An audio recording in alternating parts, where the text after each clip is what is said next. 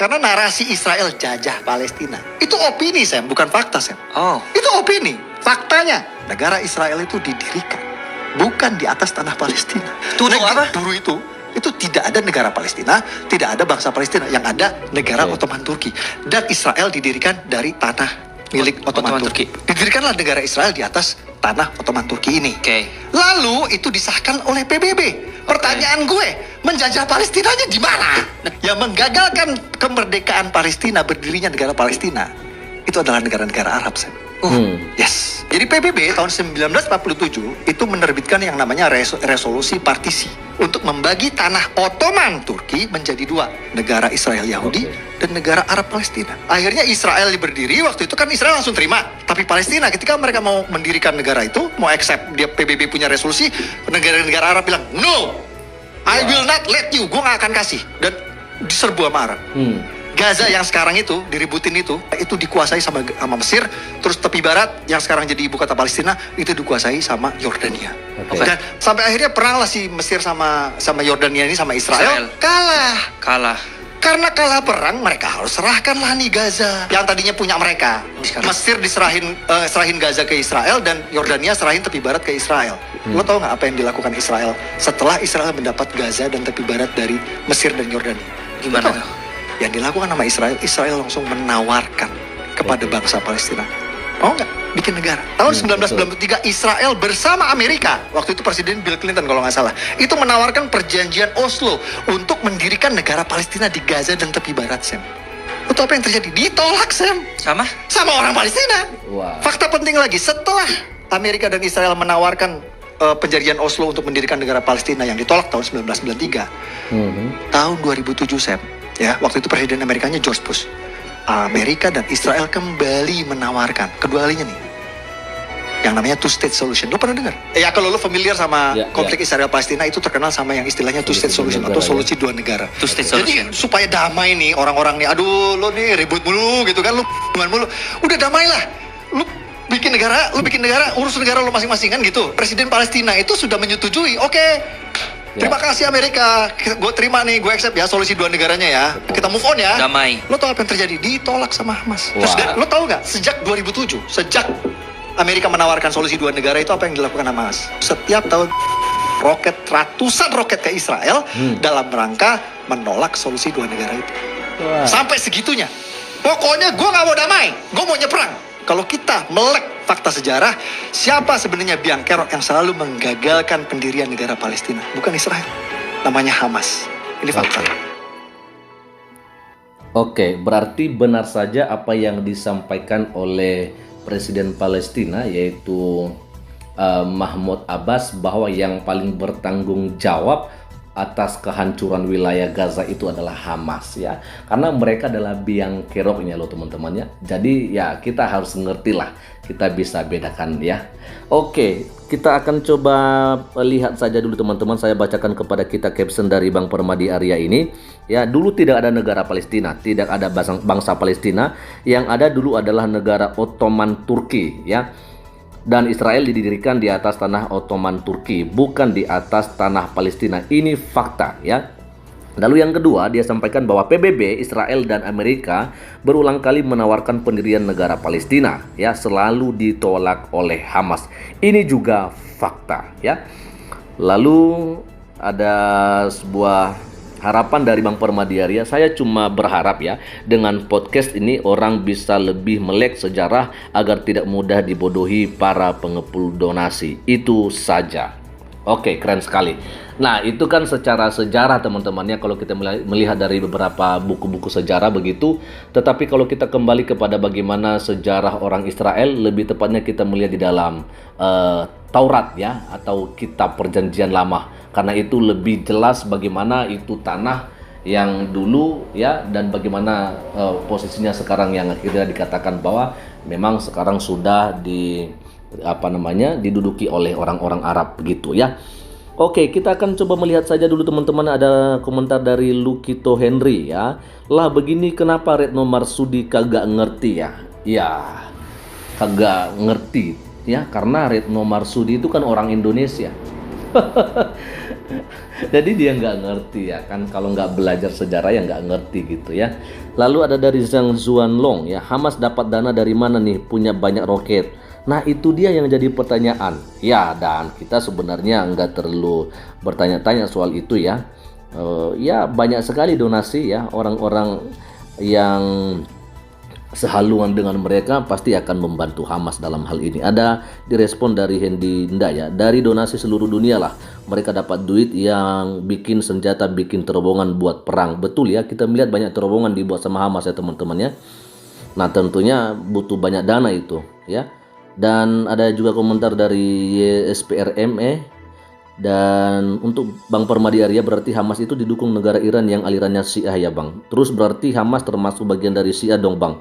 Pantesan nggak mau ada perdamaian, pengennya ribut perang aja terus. Ya betul itu ya, itu memang maunya mereka teman-teman ya. Lalu ada komentar dari Muldian, kalau nggak ada negara Palestina, kenapa ada paspor Palestina zaman Perang Dunia Pertama dan Kedua yang dimiliki sama pengungsi Yahudi? Ada nggak respon dari Bang Permadi Arya di sini? Ya, kita coba lihat, ini dia, negara Palestina, negara Yahudi. Oke, ada jawaban dari Alfredona teman-teman ya. Semoga ini membantu kita ya. Oke, ini dia. Saya jawab, itu paspor Palestina itu negara boneka Inggris, British Mandate of Palestine ya. Negara buatan Inggris atas okupasi wilayah Ottoman Turki ya. Fakta nih Bang ya, koin Palestina 1930 itu kalau masalah koin ya saya udah sedikit ngerti ya. Nah, koin Palestina 1930 di atasnya ada tulisan Ibrani ya. Nah, itu yang berarti adalah tanah Israel ya. Jadi kalau udah lihat ini aja maka seharusnya bisa ngerti loh. Seharusnya, tapi kadang-kadang mereka tutup mata atau tutup telinga, pura-pura nggak dengar gitu loh. Ada komentar dari Ipung, Dokter Ipung, kayaknya emang keturunan Israel dia ini. Oke. Lagi-lagi dibilang kalau Bang Permadi Arya ini adalah keturunan Israel. Bukan masalah itu sebenarnya. Ya, tapi masalah kita ngerti apa enggak sejarah dan bagaimana fakta yang terjadi. Ya, itu aja. Kalau udah ngerti ya nggak akan ribut-ribut seperti begini-begini sekarang, ya kan? Kang Jamil, hati-hati dia agen Israel. Oh, aduh, memang ngeri-ngeri orang-orang ini teman-teman ya. Oke, lalu ada dari Taufik Zulkifli, podcast yang sama sekali tidak berimbang. Samuel Chris sangat sedikit sekali pengetahuannya tentang sejarah dunia, terutama sejarah Palestina. Jadi Sam iya aja ketika didikte oleh Permadi dengan fakta-fakta dalam tanda kutip.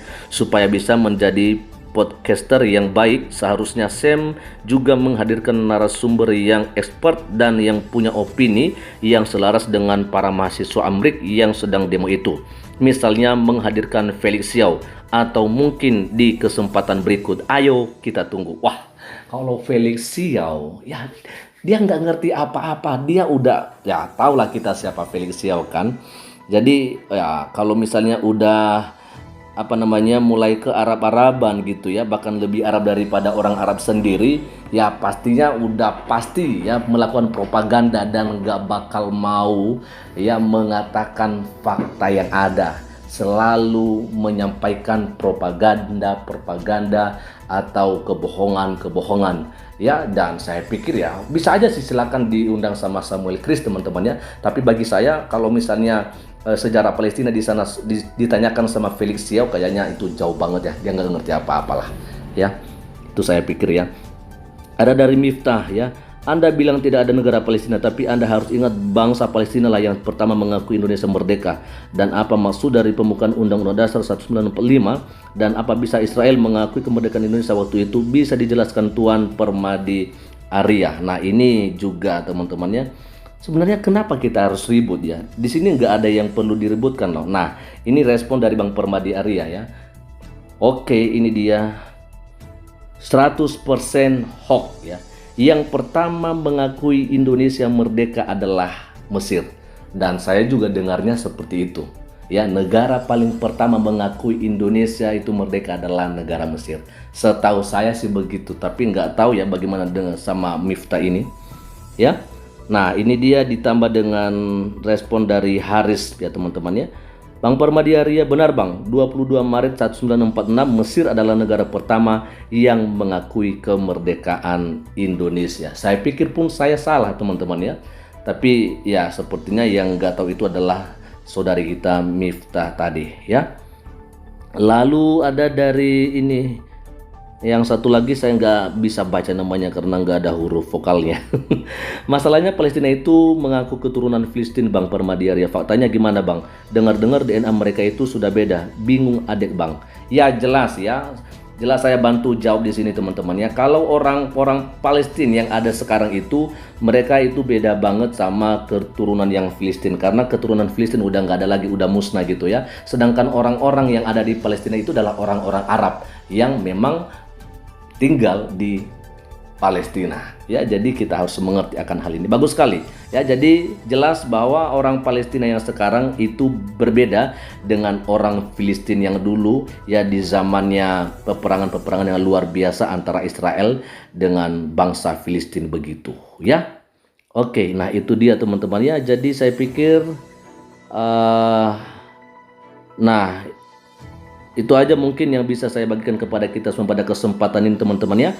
Dan semoga saja apa yang dibagikan oleh Bang Permadiaria lewat video ini ya, dan beberapa tadi saya sudah bacakan komentar-komentar yang ada, menambah wawasan kita. Dan sekali lagi saya mau katakan bahwa sebenarnya dalam hal ini kita nggak perlu ribut ya. Hanya justru kita harus menggunakan logika sehat kita ya, karena yang lebih penting adalah bagaimana kita ya membereskan gitu ya, membereskan negara kita terlebih dahulu, baru bisa berkoar-koar untuk membereskan negara orang lain ya. Jelas ya. Itu aja dulu, dan kiranya Tuhan Yesus memberkati kita semua. Shalom. Assalamualaikum warahmatullahi wabarakatuh. Om Swastiastu, Namo Buddhaya, salam kebajikan, dan salam Indonesia cerdas.